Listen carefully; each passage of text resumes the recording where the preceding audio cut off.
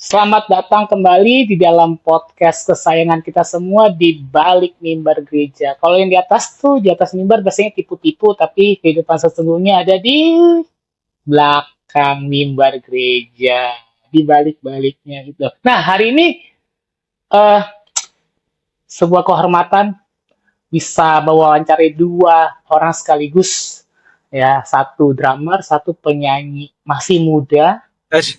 Nah, kebetulan couple sih, sayang banget ya. Ya. Oke, tanpa basa-basi nih.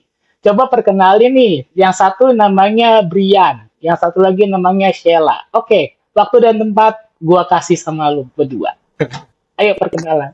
Oh ya, halo teman-teman di balik mimbar. Nama gue Brian, dan sekarang gue berumur 27 tahun. Status 27. ya 27 tahun. Status sekarang sedang menjalani hubungan untuk mencapai tahap selanjutnya bersama pasangan samping ya. Gitu. Serius nggak tuh hubungannya? Serius bang. BTW udah 12 tahun kami dari SMP ya. Hah? 12 tahun? 12 tahun kami dari SMP. Awet ya. Awet. Wow. Panjang. Nanti boleh tuh diceritain tuh. Next topic ya, next topic. Next topic ya, nanti ya. Nah, yang satu lagi, Sheila, coba perkenalan. Halo semuanya, halo. Uh-oh. Aku Sheila. Selamat malam. Mau Sheila dan umurnya nggak usah disebutin ya. Nggak usah disebutin umur. Kalian beda berapa tahun? Beda tipis lah. Beda tipis ya. Gue udah sengaja mau nge-spill gitu loh. Beda tipis. Kegiatan hari-hari Gitu. bekerja aja sih, gitu aja. Bekerja aja. Kalau pelayanan apa? Singer ya, penyanyi. Seperti itulah ceritanya. Yeah.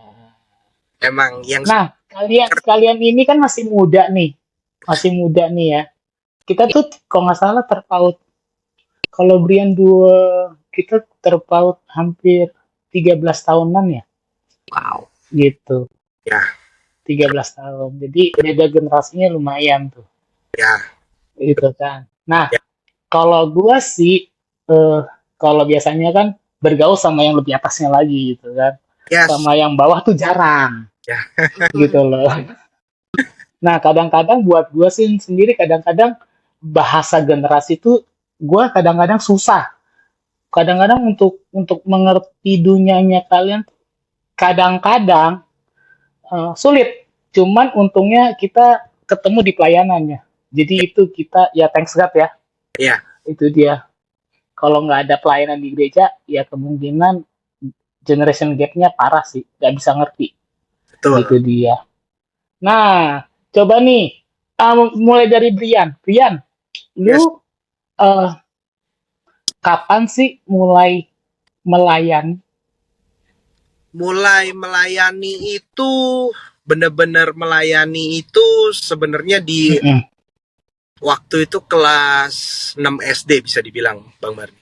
Waktu mulai apa tuh? Kelas 6 SD main drum. Memang majorku kan main drum gitu. Belajar pertama main drum. Itu ya main drum gitu. Otodidak? Ya. Otodidak. Gereja yang ngajarin.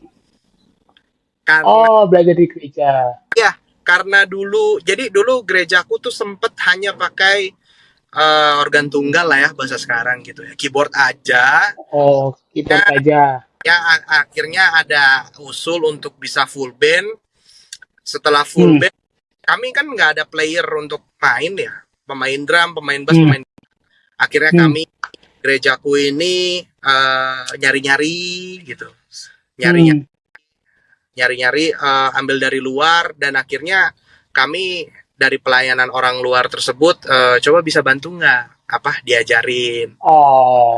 Gitu. Akhirnya mulai dari situlah. Sebenarnya dari kelas 4 SD aku belajar drum, cuman nggak sungguh-sungguh. Kelas 6 baru sungguh-sungguh sih. Mula pelayanan tuh dari situ gitu. Jadi dari pelayanan. Wow. Dari gereja ini ya. Ya, dari gereja tuh ya pakai orang yang biasa pelayanan di gereja untuk sharing lah ilmu main drumnya gitu ke beberapa termasuk aku. Latar belakangku pelayanan dan belajar main drum sih dari situ aja gitu. Oke. Kalau Sheila mulai nyanyi pelayanan di gereja tuh sejak kapan itu? Kalau Jangan-jangan lebih muda lagi kelas 2 SD lagi. Enggak. Kidding. kalau aku tuh kebetulan mamaku tuh emang orang yang agak streng ya, namanya pendidikan orang tua zaman dulu tuh kan emang maksudnya streng. Dia emang bener-bener aku dari kecil tuh emang udah diarahin untuk kita nyanyi, dan gak cuma nyanyi doang, karena menurut mamaku kayak tuh biasa banget kalau cewek bisa nyanyi, karena semua orang Kristen rata-rata pasti bisa nyanyi menurut pemikiran mamaku saat itu. Jadi dia juga aku untuk main piano dan keyboard. Jadi dari aku baca tulis aku udah diajarin untuk piano dan keyboard. Jadi aku mulai pelayanan SD, kelas 1 SD gara-gara guru les keyboard aku yang aku untuk mengimplementasikan apa yang udah aku pelajarin selama les keyboard di sebuah ibadah di sebuah gereja. Itu kelas. Nah, itu lebih mudah lagi ternyata, Sheila. Ternyata lebih mudah lagi kan. Iya kan udah ketebak kan gitu.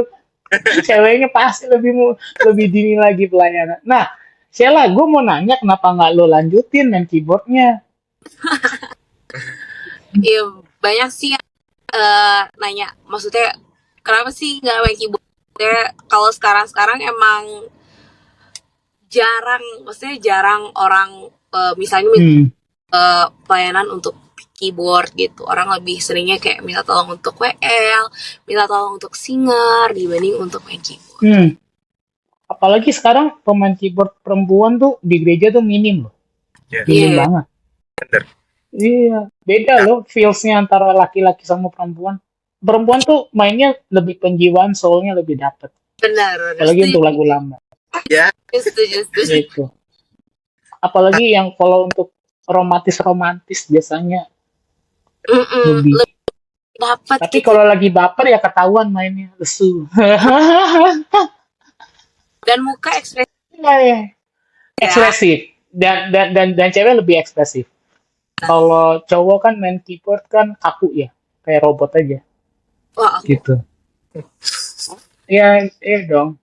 Iya kan, soalnya kan gue pemain keyboard, jadi gue tahu lah. Dari mana? Gitu. Ya. Oke. Iya. Nah, jadi kalian tuh mulai dari usia dini ya. Wow. Gue aja tuh mulai SMP, kalah gue. SMP gue. Nah, kalah jauh gue. Nah, kan kalian udah mulai dari muda tuh ya. Nah, sebenarnya apa sih yang membuat kalian tuh terpanggil untuk terlibat pelayanan di gereja sejak usia dini loh? Siapa dulu nih? Lu dulu boleh.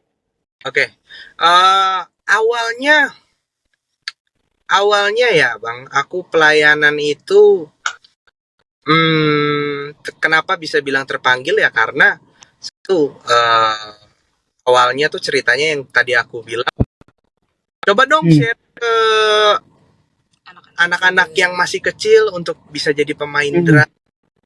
Awalnya di situ dan dari situ lebih lagi aku belajar, aku dalami kelas 6 SD itu mulai benar-benar fokus, nggak fokus juga sih, tapi lebih dalam, benar-benar sungguh-sungguh, dan akhirnya ada kerasa pengen, kapan ya? Pertama di youth dulu tuh, main drum, pelayanan.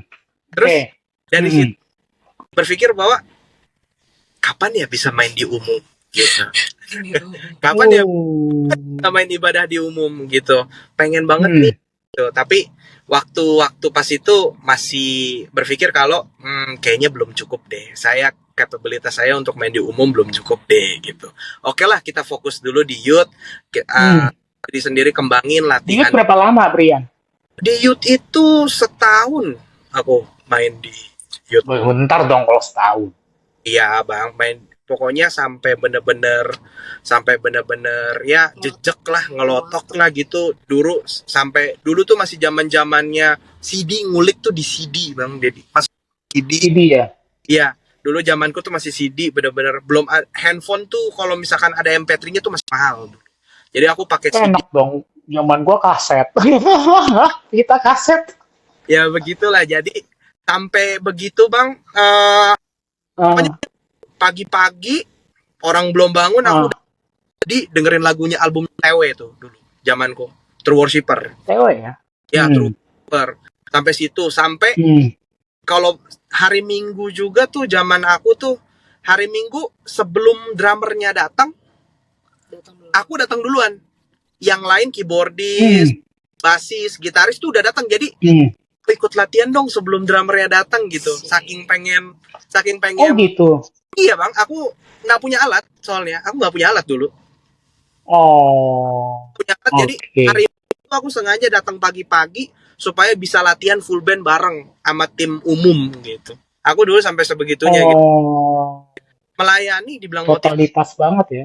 Ya, pastinya ya bener-bener terpanggil dan emang pengen melayani Tuhan. Just itu aja, udah itu sampai situ aja. Sampai bener-bener yang latihan pagi-pagi, drummernya belum datang, aku udah datang gitu.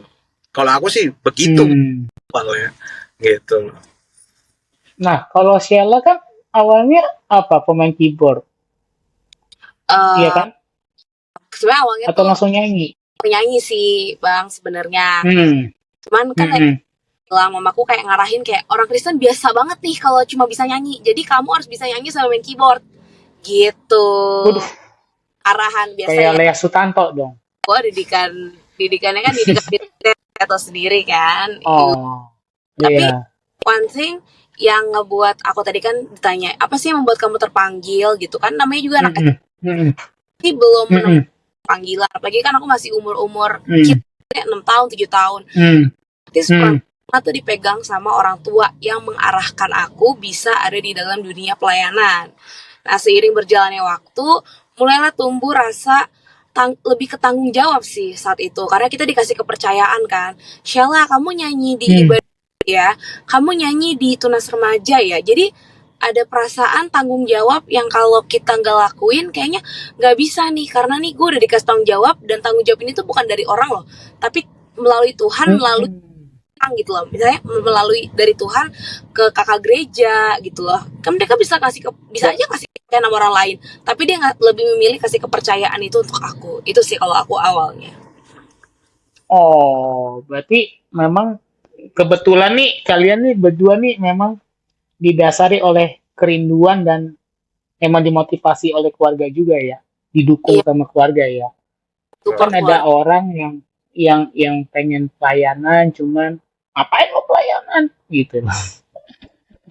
Iya kan? Atau memang udah disuruh-suruh tapi anaknya nggak punya hati untuk pelayanan gitu kan. Ada yang seperti itu. Kebetulan ya kalian aman-aman aja sih, itu dia. Nah, ya kan, kalau aman-aman aja berarti ya aku mau nanya, dinamika waktu kalian pertama kali pelayanan pasti kan sama orang-orang yang lebih tua kan? Betul. Gitu. Ada perasaan takut nggak sih? Aku dulu. Ya. Takut nggak sih? Aku jujur kalau disuruh main keyboard itu deg-degan.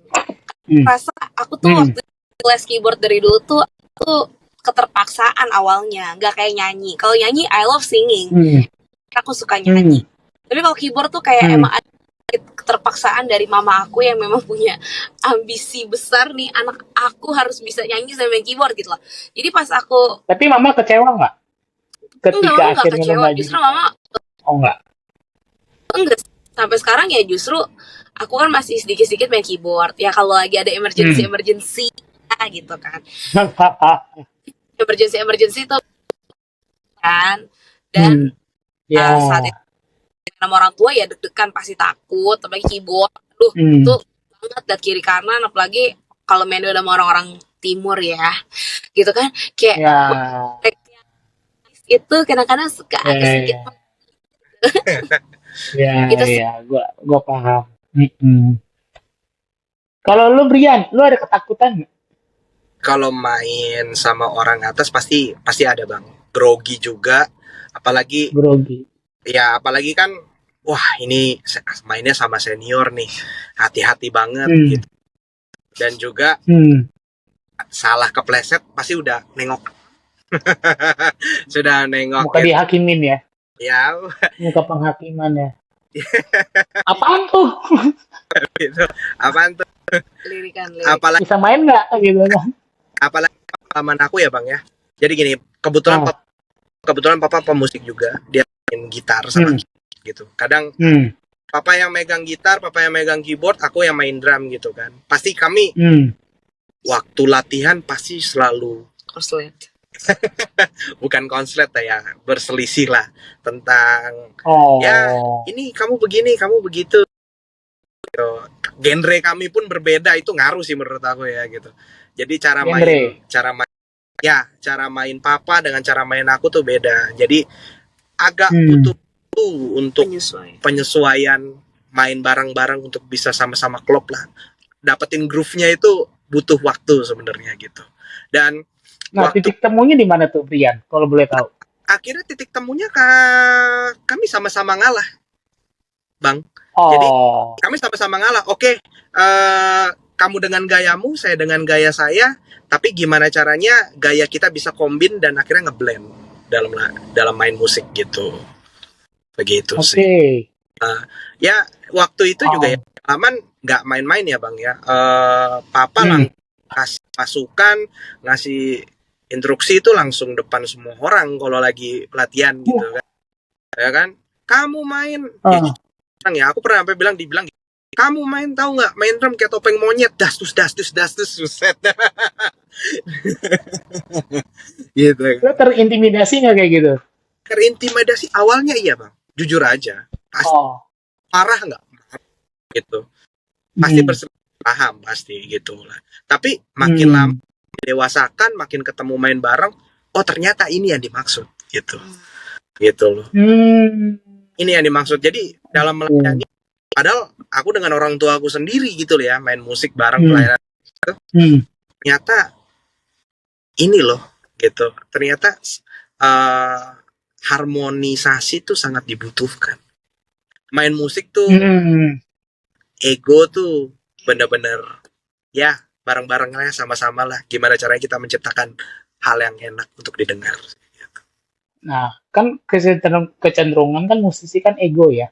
Musisi penyanyi kan ego, dia punya apalagi perbedaan generasi yang jauh banget itu kan. Gue dengan gaya gue, lu dengan gaya lu, ya itu ya kadang-kadang suka ada pemaksaan kehendak ya, kan gitu kan. Sering dong terjadi kan. Iya, apalagi kalau penyanyi antara yang senior dengan junior, lu salah nyanyinya. Padahal yang seniornya salah, fals kan gitu kan. Tembak nadanya. That's the common thing yang selalu dalam dunia pelayanan terjadi bertahun-tahun. Nah, bagaimana kalian berdua ini menyikapi perbedaan yang jauh itu dengan memahami konsep berpikir yang dewasa itu? Kapan itu timbul? Ya udahlah, kita tuh menjaga permainan kita, mereka menjaga permainan mereka. Itu kapan terjadi? Brian dulu deh.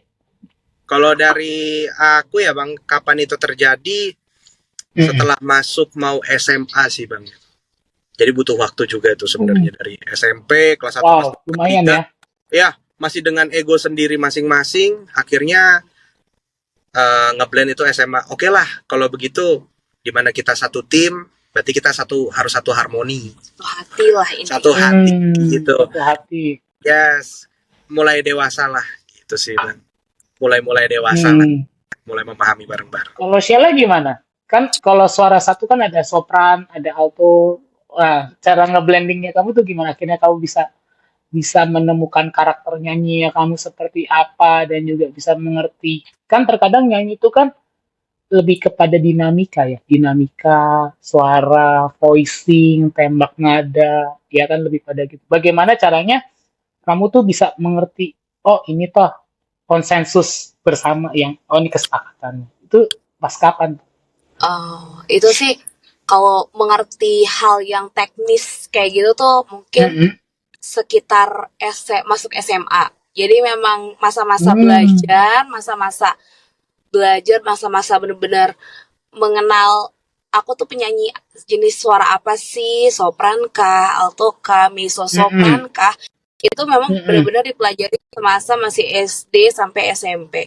Dan saat SMA emang udah menemukan jati diri aku tuh kayak apa sih nyanyinya, terus lagu-lagu yang cocok di karakter suara aku tuh apa sih. Nah itu udah mulai bisa menemukan lagu-lagu tertentu lah kayak gitu. Kalau kamu apa? Alto atau Aku sopran? tuh masuk di sopran sih. Kebanyakan bilang begitu ya. Sopran 1 atau sopran 2? Tuh sopran 1 gitu. 1. Tinggi dong berarti ya. Range vokalnya tinggi. Berarti standar deh kalau gitu deh, jangan tinggi banget deh, standar aja. Nah, soalnya kadang-kadang kalau sopran ya, kalau dia melengking, kadang-kadang kan vowelnya itu kan jadi kayak dia kayak goyang gitu dia. Kelemahannya sopran tuh kalau udah tembak nada tinggi banget, cenderung akhirnya jadi pengen falset banget gitu. Padahal frekuensinya nggak nyampe. Benar. Itu sih. Ya itu kan sering kejadian kan. Sering kejadian. Apalagi kalau udah masuk live streaming gitu, nggak bisa diedit lagi. Itu yang paling pusing itu kalau sampai masuk semua dosa-dosa kita nyata, terpampang nyata. Gitu. Makanya lebih baik cari gereja yang nggak ada live streaming ya, biar yang salah-salah tuh nggak ketahuan. Lebih ke main aman aja sih kayaknya. Main aman aja. Oke, kan gini. Jadi Brian itu sekarang kamu terlibat pelayanan di gereja mana, Brian? Kan gue tahu lo kan ada ngebantu beberapa gereja. Nggak apa-apa dong. Sebut merek banget nih. Nggak apa-apa. Ini kan dibalik mimbar. Dimanapun Tuhan panggil. Iya, dimana-mana Tuhan panggil. Iya. Pasti gereja lokal. Gereja lokal kan pasti. Lokal di mana? Aku di GBI. Gereja GBI lokal. apa? GBI Imago Dei, Taman Harapan Baru, Bekasi. Oh, Bekasi. Yes. Oke, Imago Dei. Kalau Sheila, gereja lokalnya di? Aku gereja lokal aku di GS by New Life. Itu ada di Kelapa Gading. Kelapa Gading. Jauh juga ya. Oh, cintaku dari Bekasi Kelapa Gading. Tapi kan kalian kan kalau minggu kan keliling-keliling ya. Keliling-keliling juga kan. Sama lah, gue juga ngakuin kok gue juga keliling-keliling gitu kan. Tapi gue punya rumah lokal. Nah, gitu kan. Nah, di mana-mana Tuhan panggil. Melayani, ngebantu.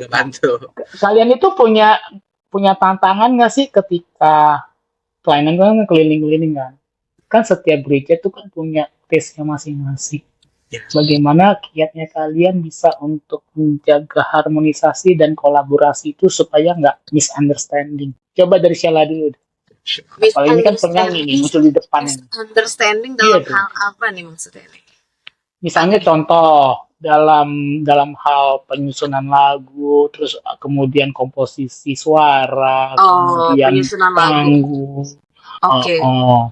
Kalau masalah penyusunan lagu tuh, jadi kalau aku tuh lebih banyak biasanya kalau aku mau pelayanan WL gitu, aku lebih pertama itu pasti aku akan tanya dulu biasanya siapa yang khotbah di ibadah tersebut. Itu yang pertama. Aku harus tahu dulu siapa yang khotbah. Karena ada beberapa pendeta-pendeta yang kita tahu kan sekarang udah zamannya udah semuanya itu udah live streaming. Jadi aku bisa kulik tentang pendeta ABC ibaratnya. Kira-kira tuh dia ini research lagu-lagunya seperti apa sih yang suka-suka dia bawa gitu. Jadi itu yang pertama. Kedua, aku biasanya kalau pelayanan di gereja, misalnya kayak aku diminta tolong di minggu keempat atau minggu kelima, aku akan tanya dulu lagu di minggu lalu tuh lagu apa. Supaya jangan sampai ada nimpa-nimpa lagu yang sama. Dan yang ketiga pastinya aku akan tanya maksudnya liturgi tema ibadah hari itu apa. Kan ada yang bisa khotbahnya tentang bersyukur. Nah aku menyusun lagu juga harus disesuaikan dengan hal-hal tersebut menurut aku pribadi gitu. Oke. That's good dong. Berarti well preparation dong. Oh iya harus dong. Buat Tuhan harus well preparation banget. Well prepared. gitu. Berarti kamu akan selalu menanyakan tema mingguannya apa, terus Terutama kemudian siapa pengkhotbah yang sih, khotbah. lebih ke pengkhotbah yang Khotbah aku ya. tanya untuk setiap hari minggu, hari apapun Kenapa ya. pengkhotbah duluan? Karena Kenapa biasa nggak ada tema mingguan? karena biasa kalau kita udah top khotbahnya, besok flyernya keluar terus udah ada kata-katanya nih, bersyukur selalu gitu kan. Biasanya kan flyernya keluar tuh di bawahnya kan, hadirilah ibadah Kan, hari Jumat dengan kan pendeta ada bla bla bla bla. ada Terus, tipe kalau pendeta yang mengalir gitu kan, nah, sesuai dengan oke, tuntunan. betul. Ada pendeta yang mengalir Betul aja. kan? Betul. Tapi ada juga pendeta yang awalnya dari penyanyi, jangan salah. Nah, kan ada beberapa yang tadinya penyanyi tiba-tiba Tuhan ada panggilan untuk menjadi khotbah mungkin kan. Nah, mungkin ada beberapa lagu dari itu dari orang tersebut ya kita selip-selipin sedikit gitu sih kalau aku sih gitu. Pengkhotbah yang paling menakutkan menurut lu siapa? Gak ada lah. Nah, kalau misalnya dalam artian yang tahu nyanyi, yang pokoknya bagus, Enggak yang sih. menjadi momok buat lu, nggak ada. Aku nggak pernah merasa kayak gue akan ini nih dinilai sama pendeta ABC karena menurut aku pendeta semua orang yang maksudnya kalau ini klasik sih tapi kalau menurut aku ya kita melayani kita udah bukan fokusnya untuk direct person to person gitu loh. Kita supply ini udah fokusnya ke Tuhan. Jadi kalau misalnya ada pun orang yang merasa kayak nih gue kayak mungkin ada pendeta atau siapapun senior yang lihat gini ya aku gak akan takut untuk dikritik asalkan dikritiknya mungkin direct langsung ya, jangan di depan umum juga gitu sih kalau aku. Tapi terintimidasi nggak? Nggak. Aku nggak pernah merasa terintimidasi kecuali aku salah. Kalau aku bener ya nggak pernah terintimidasi. Selamanya memang aku merasa aku ibaratnya salah aku melayani aku memang well prepared dan semuanya sesuai. Menurut aku ya kenapa aku harus terintimidasi? Kecuali tiba-tiba aku salah kostum, itu baru aku terintimidasi banget sih pasti. Kalau kata kakak rohaniku yang penting masih pakai baju lah. Tapi kan kita kan jiper juga ya, apalagi cewek kan. Kalau semuanya pakai warna biru, tiba-tiba aku pakai warna pink sendiri gitu kan, kayaknya gimana gitu kan? Kamu kan jadi queen hari itu dong. Nggak beda bisa, sendiri aku gitu. malu. Aku malu. Gitu. Nah, oke, coba kita ke Brian. Brian, nah kan ini kan sebenarnya tantangan yang paling menohok tuh sebenarnya di drummer tuh sebenarnya. Karena kenapa? Dia menjaga mood ibadah juga, tempo, gitu loh, tempo kan. Lu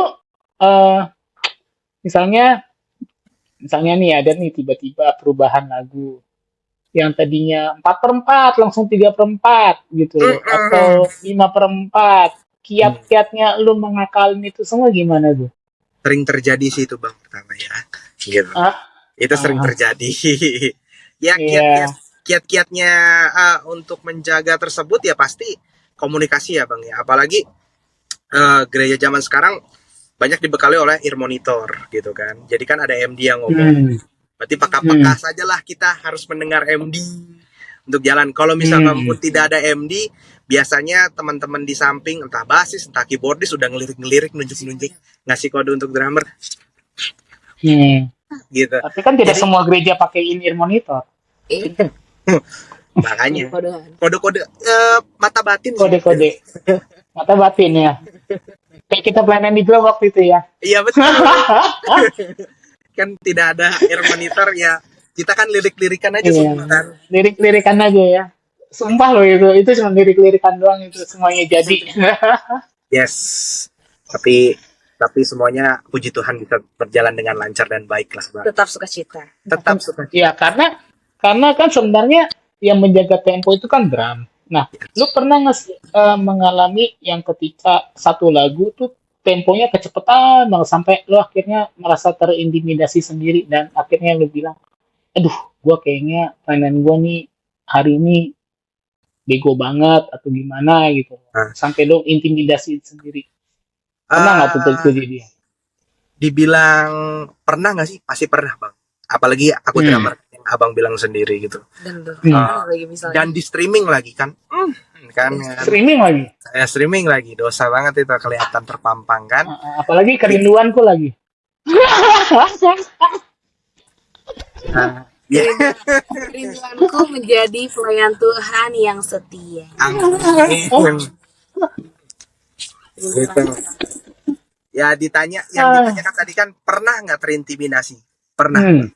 Karena apalagi streaming tiba-tiba nyangkut lah atau apalah gitu kan. Pernah. Habis itu dan akhirnya merasa terintimidasi, aduh salah nih. Tapi aku berpikir gini Bang, ketika aku salah, ya sudah, itu jadi pelajaran buat diriku supaya nextnya ketika aku diberikan kepercayaan lagi jangan sampai aku salah.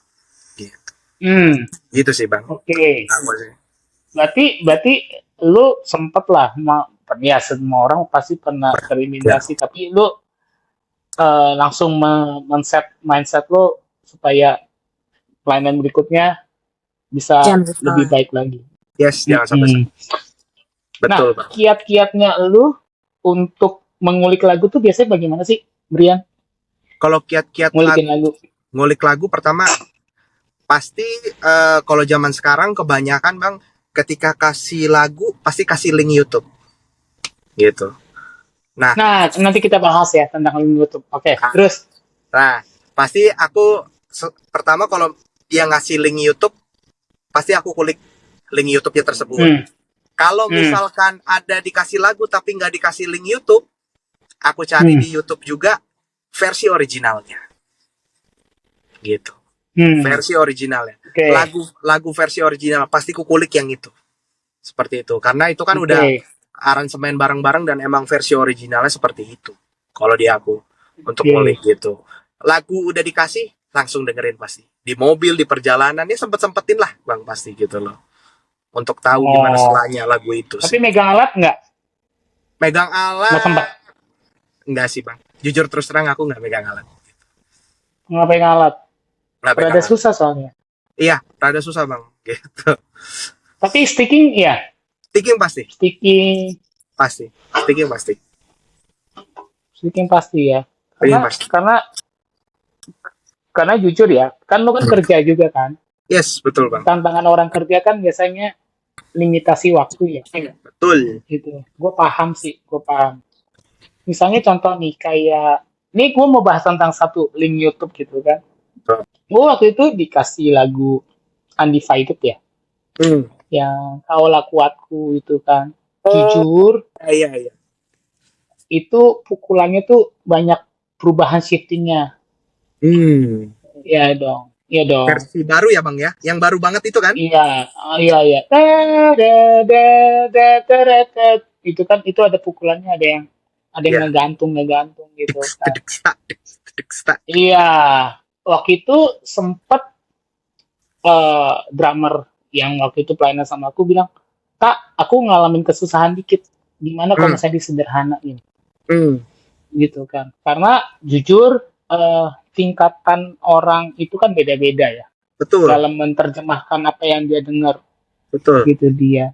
Apalagi kalau dia kerja nggak bisa ngebayangin. Itu PR sih. Iya. Iya kan. Betul. Tapi kan itu menjadi kendala buat lu nggak sih? Kalau misalnya kayak gitu. Kendala? Kalau misalnya berarti kalau ditanya itu menjadi kendala nggak sih? Kendala Bang, serius. Karena kan balik tadi yang Abang bilang kan masing-masing kita punya tingkatannya masing-masing gitu kan dalam penerjemahan. Apalagi lagu itu yang tadi Abang bilang ya, kalau itu termasuk sulit sih menurut aku ya. Gitu. Termasuk sulit. Tapi jujur ya Bang, kalau ketika aku juga pernah dapat satu lagu kayak gitu. Cuman dari dalam diriku pribadi, sebelum aku latihan, kan dikasih lagu tuh sebelum latihan kan ya. Aku bener-bener Bang, bener-bener itu ku dengerin di mobil, di jalan, lagi makan, jariku tuh biasa tuh implementasi lagi.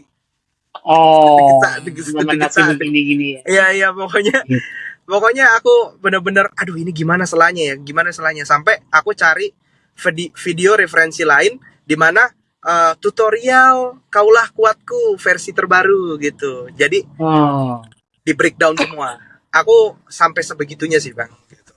Sebegitunya ya. Iya. Apalagi kan sekarang kan banyak kan kalau misalnya gue dengar lagu-lagu gereja sekarang kan demen banget ngecop ya. Menurut lo sendiri, Ya, menurut lo sendiri sebagai drummer, yes. ngecop itu perlu nggak sih? Ngechops itu perlu di tempat yang tepat. Contoh apa? Contoh, Coba jelasin. contoh sekarang boleh ya sebut merek ya? Boleh sebut Iya merek. boleh dong. Di sini Ada boleh, bebas. Ada drummer Joshua Sentosa. Itu kayaknya sekarang jadi bener-bener jadi panutan lirik kalau ngulik lagu. WL juga pun ngasih lagunya. Iya, Joshua Sentosa. Orang lagunya gini, aransemennya begini ya. Wah, dia bang. Menurutku tadi abang bilang chops itu perlu nggak sih? Gitu. Perlu. Perlu untuk naikin mood. Untuk naikin mood yang tadi abang bilang drummer kita untuk naikin mood dan ya menjaga mood. Balik lagi. Tapi kalau semua di chops pusing juga ya. dengernya juga aduh apa sih gitu loh. Ya jadi di intro tipis. Pernah kepikiran nggak sih jemaatnya itu yang tadinya pengen nyanyi akhirnya cuma tepuk tangan terus malah bingungnya apa ya gitu dia. Pernah bang, pernah. Jadi akhirnya fokusnya di drummernya. Musik Orang nggak ngeliat. drummernya. Iya. Oh. Biasa kan kita kalau jemaat kan harusnya bisa menikmati ya. Iya. Apa ekspresif gitu dengan musik yang ada, menjaga mood yang ada gitu. Tapi makanya aku bilang apakah chops itu perlu? Perlu. Tapi pada sesuai tempatnya dan pada sesuai porsinya gitu sih. Gitu sih. Kalau kadang kan ada drummer yang juga drummer nakal ya. Dikit-dikit gitu kan. Menurut gua sih kalau misalnya untuk lagu cepet oke lah. Kadang-kadang gue juga kasih toleransi. Cuman kalau sampai lagu lambat dia coba untuk ngecop sih nggak banget ya. Kadang karena gini pada prinsipnya kan kita kan harus bisa bikin enak lagu kan. Betul. Intinya kan itu bang. Chops kan digunain juga untuk buat enakin lagu bang, untuk jaga mood gitu loh. Untuk naikin. Cuman apakah semua chop itu akan mengenakan lagu? Belum tentu. Belum tentu. Nggak pernah kasihan sama misalnya contoh nih kayak misalnya cewek lo yang tiba-tiba yang lagi pimpin pujian gitu terus lo kasih chop semua gitu loh apa nggak gabut dia nyanyinya? Dia marah sih bang, asli sih. Dia pasti suruh berhenti sih bang, karena kejadian bang sama aku juga waktu lagi latihan pernah kami satu pelayanan bareng dan memang waktu itu lagi latihan aku nyoba aja sih, nyoba selak gitu ya. Dan padahal itu lagi lagu praise ya, lagu cepat ya. Tapi dia bilang biasa aja mainnya, nggak usah digitu-gituin. Gitu. Karena mungkin dari segi penyanyi juga ganggu sebenarnya kalau kebanyakan ya bang, gitu. Apalagi kalau worship dicopsin, kayaknya nggak terlalu deh, gitu. Tergantung sebenarnya, tapi ya part-part tertentu aja lah. Kalau ada singkup, ya boleh dikasih tipis-tipis, tapi jangan banyak-banyak, gitu. Oke. Itu menarik sih, soalnya sekarang ya orang ya tadi gue juga habis telepon satu orang, ya tadi juga habis ngomongin tentang Joshua Sentosa, gitu. Iya, ya karena gue kenal baik Joshua Sentosa, gue kenal baik keluarganya, gue kenal dia dari kecil, jadi gue tahu perjalanannya, gitu dia. Iya, dia anak baik, simple. Tapi ya dia memang sangat dari kecil ya memang udah didorong untuk musik ya. Iya. Awalnya dari pemain keyboard kan. Joshua. Oh dia ahli keyboard. Gitu. Iya. Pemain keyboard gitu. Nah, kalau Sheila, kalau misalnya menemukan musisi yang tidak bertanggung jawab, lo bisa responnya gimana sih? Tidak bertanggung jawab dalam hal apa? Banyak ya. Dalam artian gini, contoh dikasih link YouTube dia nggak ngikutin aslinya, yang kedua tiba-tiba di tengah jalan dia belok begitu aja bikin riff tertentu atau dia kayak drummernya ngecop gitu. Nah kalau lu sendiri risih nggak sih itu dia sebagai seorang risih, tapi namanya kita juga pelayanan, makanya dibutuhkan kerendahan hati ya. Baik lagi klasik sih sebenarnya. Kalau ngomong kayak gitu sebenarnya itu klasik. Tapi ya benar, emang saat kita pelayanan ya memang yang diperlukan bukan hanya skill, tapi lu juga butuh rendah hati gitu. Karena kalau mau ngomong jago-jagoan, di luar sana banyak yang lebih jago daripada aku, pokoknya lebih banyak lebih jago daripada kita ini gitu. Tapi satu yang kalau emang bagaimana sih mengatasi mereka nih yang gini, ya satu komunikasi pasti. Dari awal udah aku kasih tahu. Nanti chord penyembahan aku nggak mau ya abis ending koda gitu, maksudnya masuknya jangan ke satu, masuknya ke empat aja. Kenapa ke empat kak, nggak ke satu aja? Ya saya maunya ke empat aja, terus mundur-mundur. Contoh kan kadang-kadang kan lu juga pemain keyboard sih ya, jadi lu tahu iya, ituannya. jadi seberapa ininya ya di komunikasi itu penting. Terus misalnya kayak drum, nanti aku pengen solo drum di bagian ini ya, nanti kamu gini, atau nanti ya pokoknya singkup gini. Nah itu kan perlu komunikasi. Makanya satu, kita perlu komunikasi, tapi komunikasi yang rendah hati tentunya, jangan komunikasi yang songong. Kadang-kadang kan suka karena merasa mungkin lebih lama atau lebih apa gitu lah. Saya agak-agak gitu. takut aku ngomongnya ini nanti dia. Jangan takut lah. Kan ini kan di balik mimbar. Enggak. Iya, jadi gini. Karena sebenarnya keresahan ini kan memang terjadi dalam dunia pelayanan. Cuman banyak orang mendiamkannya aja. Karena kan lama-lama kan dia akan jadi bola kristal juga. Iya, kan jadi besar juga. Akhirnya akan menjadi momok juga. Jadi sebenarnya podcast ini kan sebenarnya untuk kita tuh sama-sama kita kasih yang benar aja tuh. Oh, pelayanan tuh harus dengan ketulusan hati gitu dia. Iya dong. Ya, dengan kesadaran. Kalau Ruben kan ngomong persiapanmu adalah bagian dari penyembahan. Iya kan, kalau misalnya kamu tidak melakukan preparation dengan baik, ya berarti kamu menyembah siapa? Kan tanda tanya. Iya dong. Iya dong, betul kan? Iya kan. Dan juga kan kita nggak boleh bawa api asing dalam pelayanan kan. Api dari mana ini gitu kan? Jangan, kan nggak bisa, nggak boleh itu dia. Nah, ada nggak sih kejadian-kejadian unik selama kalian pelayanan yang terjadi gitu? Mungkin lucu atau menyebalkan atau coba ceritain dong, ada nggak? Sheila, ada nggak kejadian unik, lucu, menggemaskan, atau bikin lo gregetan, atau lo bikin sebel sendiri? Coba dong cerita dong. Pasti ada nih. Kalau kejadian unik itu pernah sih, dapat lagi pelayanan, dapat drummernya mungkin tidak sesuai dengan ekspektasi yang aku bayangkan. Karena aku berekspektasinya ini lagu yang aku bawa nih kan rock, api membara-bara gitu kan. Semoga jangan sampai ketemu nih lagunya di mana, jangan sampai ketemu nih. Soalnya ada nih di YouTube. Dan jadi dia mainnya tuh sangat, maksudnya tidak sesuai lah dengan apa yang aku pikirkan. Ya mungkin tadi aku pikirnya tuh kayak mungkin ketukannya di 150 148 lah ya, 148 150-an. Tapi ternyata di bawahnya tuh sangat slow. Jadi kayak membuat saya yang menyanyi kayak agak gergetan dikit, tapi mau marah gak bisa juga gitu. Pengen negur tapi ditahan dulu supaya kita lihat abis latihan. Ternyata pas latihan aku baru ajak ngomong sih, bro, sorry ya, ketukannya boleh dinaikin dikit nggak? Soalnya ini kan lagunya begini gini praise, dan apalagi aku ada medley loh gitu. Jadi kejadian yang agak sedikit menggemaskan aja sih kalau buat aku gitu sih itu. Responnya dia apa? Responnya puji Tuhan, dia menerima dengan baik. Makanya aku bersuka cita setelah itu.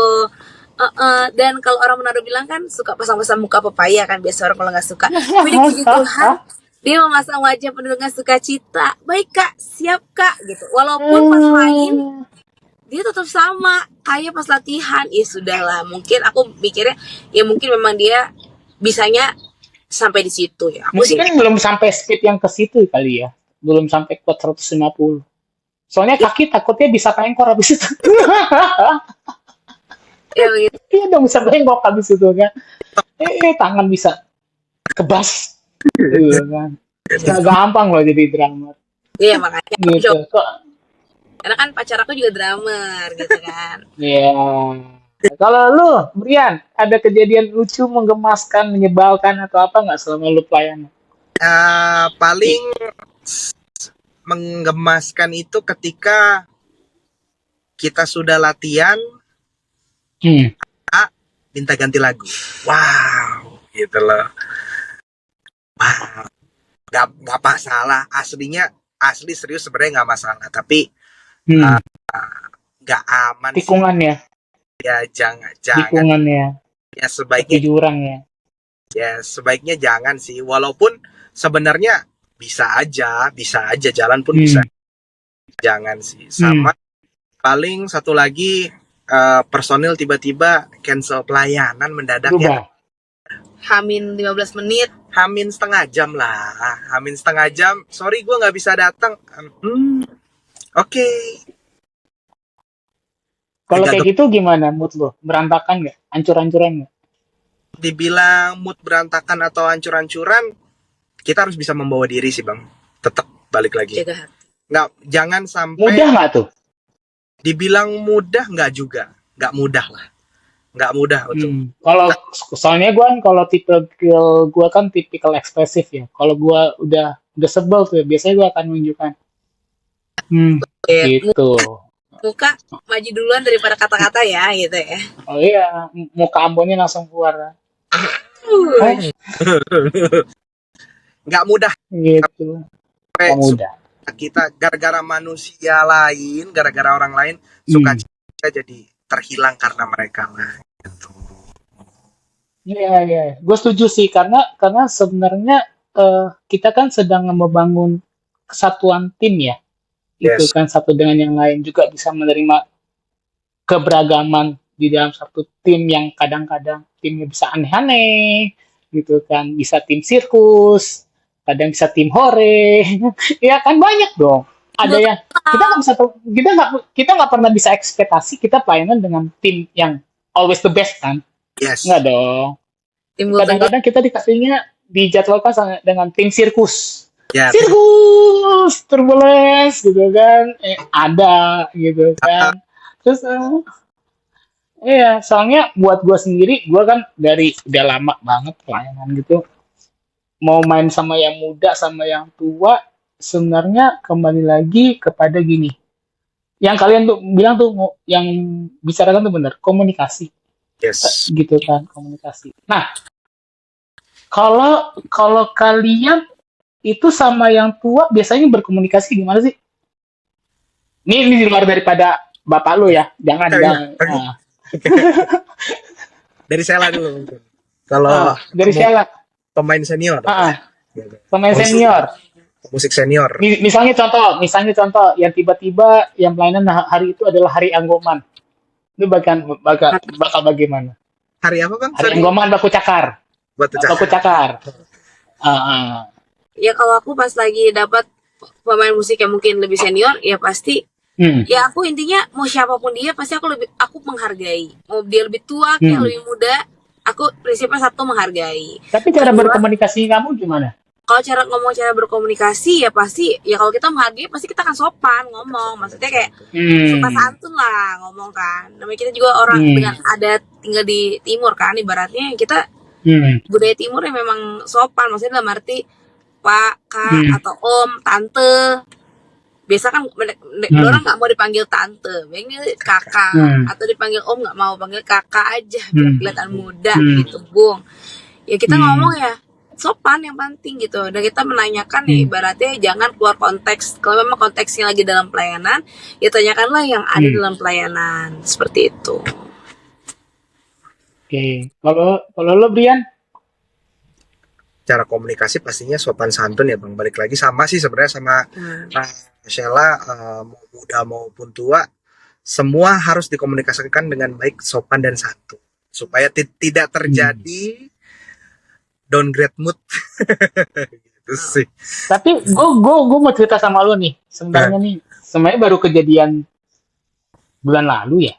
Jadi gue ada pelayanan gitu kan. Tiba-tiba ngomongin begini. Itu kuncinya nggak lari ke situ, ikutin aslinya dong. Gue padahal udah ngikutin aslinya. Terus akhirnya gue ikut. Habis itu dia contohin dulu gitu. bro kalau gitu dicatat aja bro, sampai gue ambil catatan gue, gue digituin Contekan Bang Mat. gitu kan.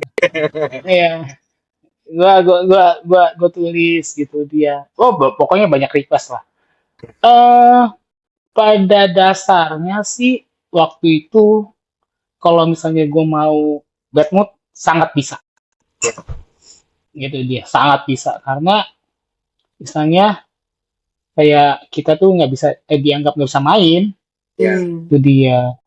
Tapi kalau misalnya gue inget kembali, sebenarnya lagu itu sudah terlalu banyak versi kunci. Gitu loh. Walaupun dia pencipta lagunya, tapi terkadang dia suka ganti-ganti kuncinya juga gitu loh.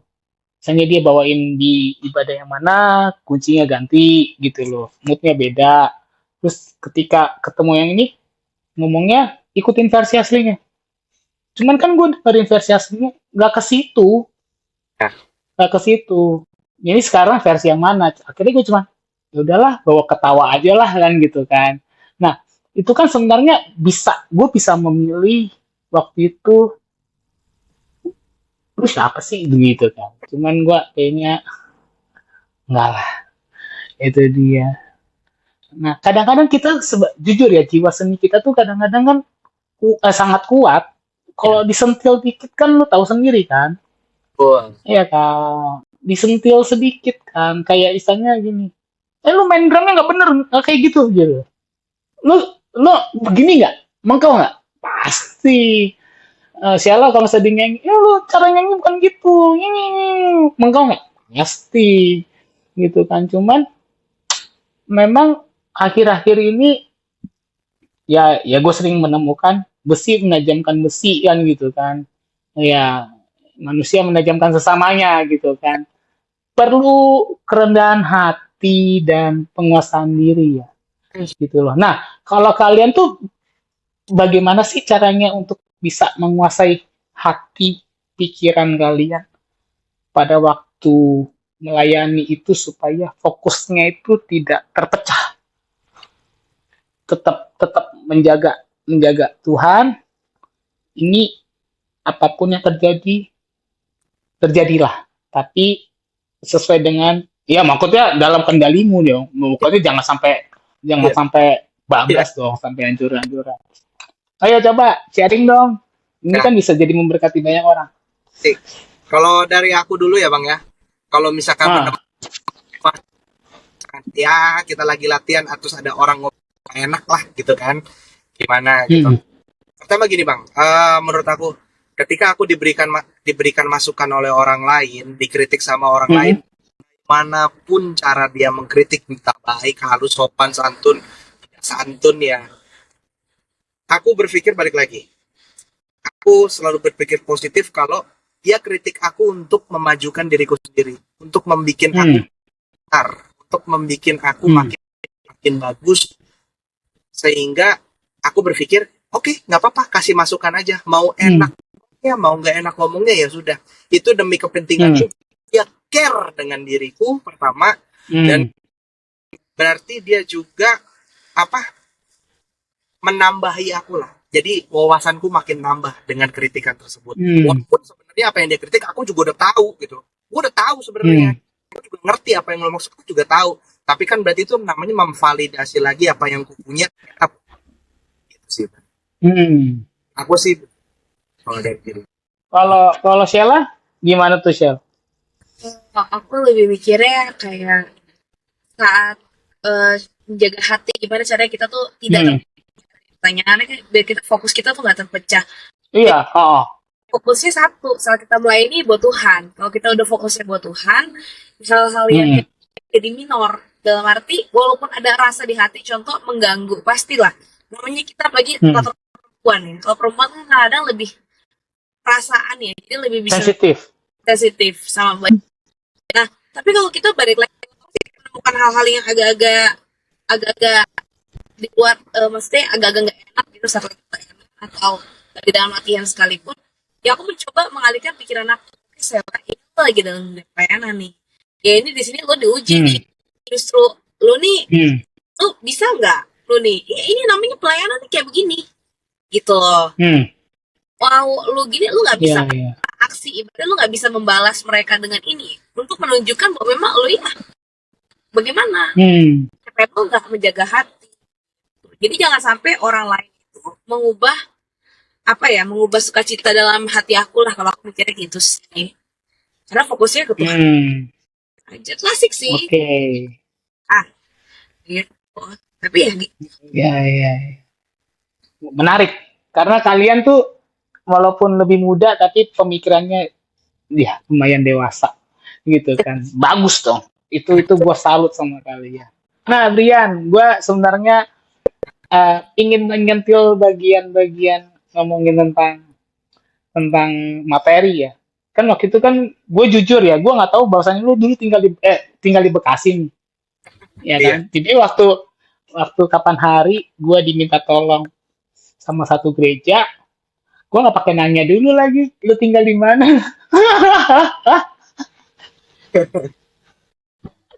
Gue mengimpor lo dari Bekasi, pelayanannya di mana? Pelayanannya di Gading Serpong, men. ya pulangnya Gue kaget. Gue kaget, serius. Gue udah mati, gue gini. Jujur ya, tolnya itu udah berapa? Bensinnya udah berapa? Terus, yang gue bingung adalah, lu gak komplain? To be honest, ada nggak semua lo bisa tanda kutip bisa melakukan hal tersebut. Misalnya kayak maaf kata nih, gue nggak mau planning yang jauh-jauh, gue mau yang deket-deket. Itu dia. Kalau bisa ngesot 5 langkah nyampe gereja gitu kan. Nah, kan gitu. Ya kan karena lu harus bangun pagi gitu kan, persiapan segala macam. Terus kemudian ketemu Ruben lagi killer gitu kan. Nah, apa sih yang membuat lu akhirnya waktu itu menerima pelayanan itu sih? Gue pengen tahu. Apakah karena gue yang hubungin atau karena memang lu nggak maksudnya tentang jarak dan juga PK juga tidak jadi sebuah halangan buat lu gitu? Nah, apa yang membuat terima? Pertama, Bang, di waktu itu kita belum kenal.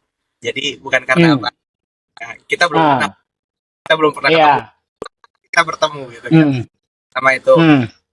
Ya kenapa bisa terima ya karena satu ya, aku udah komit dan sanggup gitu loh. Jadi mau nanti gimana, atau kita ngomongin masalah PK-nya gimana, terus tadi abang bilang tolnya, jaraknya, atau lain-lainnya gimana, ya sudah komit, sudah sanggup, ya pasti terima, pasti gitu. Jangan sampai mengurangi sukacita kita lah dalam pelayanan untuk hal-hal kayak gitu. Wow. Lumayan soalnya lu dari Bekasi gue import waktu itu. Gading Serpong, men. Abis itu lu jemput cewek lu lagi ya? Iya. Waktu itu Gajah Mada. Kasih ya, Iya, waktu itu kan nyusul cewek lu ke Gajah Mada lagi. Abis itu kita pakai acara nongkrong dulu sama Ruben lagi. Dan kan? Kantin kita tahu nih. Iya pakai acara. Cuman jujur ya dari situ gue waktu itu hati gue tersentuh karena gini. Wow, masih ada ya orang-orang yang melayani skill bagus tapi hatinya juga bagus. Iya dong. Iya dong. Secara permainan bagus, hatinya juga. Itu perlu apa ya? Misalnya gini, itu pengorbanan sih. Itu aja. Ya, habis itu plus harus ngulik lagu lagi kan ya. Gitu kan. Iya kan? Nah, itu buat gua tuh sebuah kayak kliknya tuh dapat. Klik gitu. Kliknya wow, ini ibarat kayak tentara yang siap berperang di medan pertempuran mana aja gitu. Siap banting gitu dia. Nah, itu. Gua salut. gitu kan. Apalagi tadi gue juga diceritain sama si Brian tentang cewek lu juga ya, pelayanan di mana? Jadi Serpong juga kan? Gading Serpong juga. Rumah kita deketan loh bang. Kilometer. Rumah Kelapa Gading, pelayanan. Bekasi. Oh, rumah Bekasi. Bekasi. Rumah kita deket bang. Rumah kita deket. Oh, Bekasi. Bekasi. Wih, buset deh. Lumayan itu. Abis itu cuma cewek lu dong yang pelayanan, lu yang nggak pelayanan. Nggak rugi bandar itu. Ini pelayan Tuhan, Gereja. Dekat Tuhan juga. tuh. Iya. Itu bagus tuh. Nah, tapi gini loh, Brian, khususnya buat lu ya. Lu apa nggak pernah kepikiran untuk masuk untuk musik sekuler gitu loh? Ngamen atau reguleran gitu loh. Kalau bilang pernah nggak berpikiran seperti itu? Pernah bang. Tapi balik lagi, itu bukan jadi yang utama menurut aku. Pertama gitu. Di samping main musik, aku juga kan kerja reguler. Jadi aku kerja reguler setiap hari.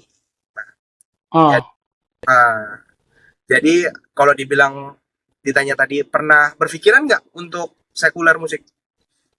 Pernah, tapi itu bukan yang utama lah bang. Aku kerja reguler aja gitu.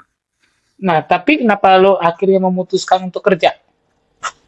Kan ada makanya gini, ada tipikal musisi yang tipikal yang pertama, bener-bener dia full musik. Yes, betul. Gitu dia. Yang kedua, ya full musik di baik sekuler maupun reguler, sekuler maupun rohani. Yes. Yang kedua ada yang tipikal pelayanan aja, nggak mau main sekuleran.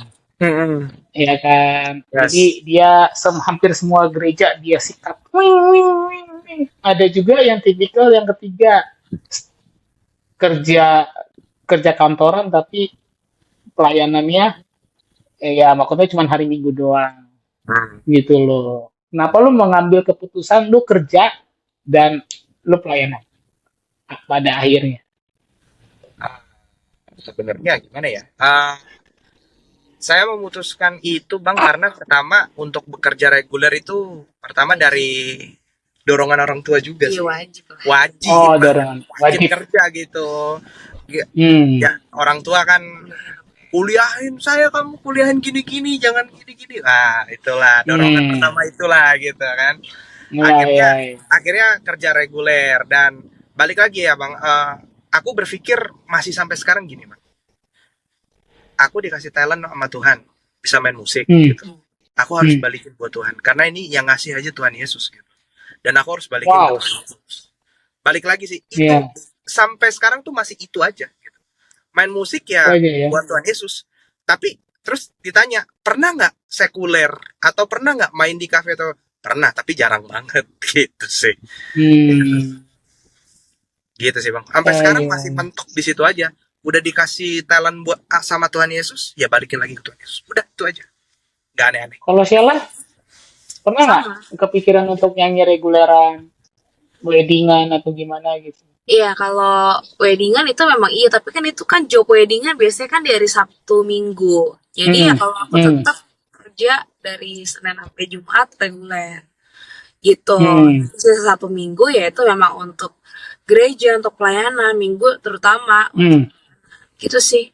Karena ya tadi kayak Brian tadi, ya orang tua kan pasti punya harapan gitu kan, memuliakan anaknya, pasti pengen anaknya kerja bla bla bla bla gitu kan. Tapi kan kita juga punya passion, kita juga punya talent ya, dan kita tidak menutup kemungkinan kayak oh aku udah kerja jadinya aku nggak mau main musik lagi atau aku mau main musik aja. Ya nggak begitu juga ya, kita imbangkan lah, kita combine jadinya biar harmoni supaya semua sukacita, orang tua sukacita, kita juga sukacita yang menjalani tanpa ada paksaan dan beban. Amin. Begitu. Wow. Nah, Ini kan kita udah 1 jam nih ya, tanpa terasa nih udah 1 Nggak jam. berasa ya? Nggak berasa. Iya nggak berasa. Nah, em, apa sih doa dan harapan kalian yang belum terjawab di tahun 2024 dan kalian akan bawa itu di tahun 2025? Ceritain dong, ada nggak doa dan harapan? Dan aja yang jawab, dan aja yang jawab. Pertama doa dan Nikah. 2024 menjelang 2025. Hmm. 2025. Ya, 2025 pasti aku dan Sheila ingin melanjutkan ke tahap selanjutnya, yaitu menikah ya, gitu. Doakan ya Bang ya, doakan pemirsa juga tolong didoakan. Iya. Pertama tinggal kirim undangannya aja gitu ya. Terus apa lagi? Dari aku sih itu sama karir juga dalam kerja reguler ya, semakin Tuhan kokohkan, semakin Tuhan luruskan, Tuhan berkati, Tuhan permudah, Tuhan beri kekuatan lah intinya. Kalau aku dari gitu. Karena untuk menuju tahap selanjutnya berarti kan menambah tanggung jawab gitu. Menambah tanggung jawab. Ketika kita sudah menikah kan berarti tanggung jawab kita sudah beda ya, bukan persen to persen tapi satu gitu loh. Dari aku sih itu, dan pelayananku juga makin diberkati lagi, menjadi berkat juga untuk orang lain gitu. Bisa sharing pengalaman juga untuk orang lain juga, apa yang bisa ku beri pasti ku beri. Gitu sih. Gitu sih. Kalau dari aku. Wow, keren. Siala, apa Sial? Idem lagi, nggak boleh idem lah. Tuh kan, udah gue duga idem. Ya kalau di 2024 ini enggak, maksudnya di 2024 ini kan apa belum terjawab. Tuhan baik, Tuhan jawab semua doa. Tuhan jawab semua doa. Walaupun emang Tuhan belum jawab sekarang ya, aku tetap bersukacita, tetap bersyukur. Karena gimana juga Tuhan tetap baik gitu kan. Dan yang tadi kayak Brian ya sama, untuk merit gitu kan di tahun depan kalau Tuhan berkenan gitu kan, Tuhan berkenan. Dan yang pasti pekerjaan yang terpenting sih itu, pekerjaan aku dan Brian bisa menjadi berkat buat kita sendiri, buat keluarga kita, bahkan buat orang-orang di sekitar kita seperti itu. Dan pelayanan juga, kita bukan hanya sekedar pelayanan, tapi kita juga berdampak buat orang-orang sekeliling kita. Jangan sampai ada kita di situ, orang jadi kayak ada si A, ada si B, jadi males gitu. Karena ada mereka, jangan sampai. Pengennya ya. Terus kita menjadi berkat bagi banyak orang. Aku sih gitu aja. Wow. Nih, kalau kalian berdua boleh memilih Brian dan Sheila yang dulu atau Brian dan Sheila yang sekarang? Yang sekarang. Kalau dari Brian yang sekarang. Kalau aku yang sekarang. Karena bisa sampai di titik sekarang itu lewatin trial error juga di kemarin-kemarin. Jadi kita nggak bisa nih ngomong sekarang selegowo sekarang kalau kita belum melewati betapa prosesnya. Kan proses kita beda-beda gitu. Dan ya yang orang lihat belum tentu seperti kenyataannya. Tidak tentu gitu kan. Yang kita alami sekarang Bang, sampai kita bisa ngomong sampai kayak gini, ya semua pasti ada proses lah untuk kita bisa menjadi seperti ini. Dan akan setiap makanya harinya. Nggak salah gue minta kalian jadi narasumber kan. Nggak salah. Dan akan setiap harinya pasti kan diproses untuk menjadi lebih baik lagi gitu sih. Gitu. Wah. Ini penutup nih. Itu dong. Kasih sebuah wejangan statement dari kalian berdua satu-satu ya. Kepada generasi kalian berikutnya nih yang sedang mau mulai terjun dalam pelayanan, yang sedang bingung dalam memotivasi pelayanan itu seperti apa, apakah lagi bingung lah dari Gunda lagi apa segala macam, yang sedang mengalami kayak bener nggak ya ini panggilan gue untuk melayani, terutama di bidang PW loh, kan gitu kan. Ya, karena kan Imam Lewi itu kan sebenarnya kan yang membawa tabut itu kan. Kalau tuntutannya tinggi loh. Gitu dia. Nah, coba dong kasih pesan-pesan jangan bagi generasi di bawah kalian ya. Silakan waktunya. Jangan dulu lah. Mulai dari Sheila dulu lah. Kalau aku buat teman-teman, buat saudara-saudariku di dalam Tuhan yang memang punya talent. Kalau aku ngomong punya talenta yang Tuhan kasih, itu kan berbeda-beda gitu. Jangan pernah menutup diri atau menjauhkan diri dari pelayanan atau lingkungan gereja. Karena justru dengan kamu berkomunitas di dalam gereja, kamu akan menemukan apa sih yang purpose, apa yang Tuhan taruh dalam hidup kamu. Kita nggak tahu, ada yang punya karunia untuk menginjil, ada karunia itu ada banyak gitu kan. Dan dengan kita berkomunitas di tempat yang tepat, tentunya di dalam gereja. Tapi kita lihat dulu gereja seperti apa, jangan lupa ya. Karena kan banyak nih aneh-aneh kan di luar sana, takut ditaruh gereja setan lagi. Setan kan banyak sekarang. Jadi pintar-pintar memilih pergaulan dan berkembanglah di dalam komunitas yang cinta akan Tuhan. Karena kalau sudah bertumbuh berkomunitas dengan Tuhan, kamu akan menemukan apa menjadi talent dalam diri kamu. Dan saat kamu sudah menemukan talenta dalam diri kamu, misalnya penyanyi, carilah kakak rohani atau mentor yang bisa mengarahkan kalian untuk semakin berkembang di dalam Tuhan dan memberkati banyak orang, bahkan memberkati sekeliling kalian gitu. Kalau aku sih itu, dan jangan mudah berpuas diri, tetap berproses di dalam Tuhan. Bahkan yang udah tua-tua di atas aku pun, aku melihat juga mereka banyak yang masih berproses, banyak yang masih up and down di dalam Tuhan juga. Nama juga hidup kan, nggak semuanya berarti harus maksudnya harus lurus gitu kan, kadang-kadang ada aja gitu. Kalau aku sih itu aja. Kalau Brian? Kalau dari aku gampang sih, teman-teman yang baru mau masuk ke dunia pelayanan dalam bidang apapun itu, lakukanlah semua untuk Tuhan, bukan untuk manusia. Motivasimu hanya untuk Tuhan Yesus. Jangan, karena kalau ketika kamu melihat orang, melihat manusia, pasti kamu kecewa. Pasti. Pasti, itu udah pasti. Jadi ketika dapat masukan, ketika dapat teguran, ketika dapat ya insight apapun lah gitu, omongan dan lain-lain, pandanglah Tuhan, janganlah pandanglah manusia, karena manusia hanya mengecewakan. Percaya sama saya. Itu aja teman-teman. Percaya, pegang itu aja. Motivasinya udah ke Tuhan Yesus aja, nggak usah kayak yang lain-lain. Mau gimana pun orang-orang di dalamnya, ke Tuhan Yesus aja. Nah gitu. Gue jujur ya, 2 jempol buat kalian. Kalian muda, cinta Tuhan, sungguh-sungguh. Gue doain ya tahun depan ya. As soon as possible. Amin. Ya kan?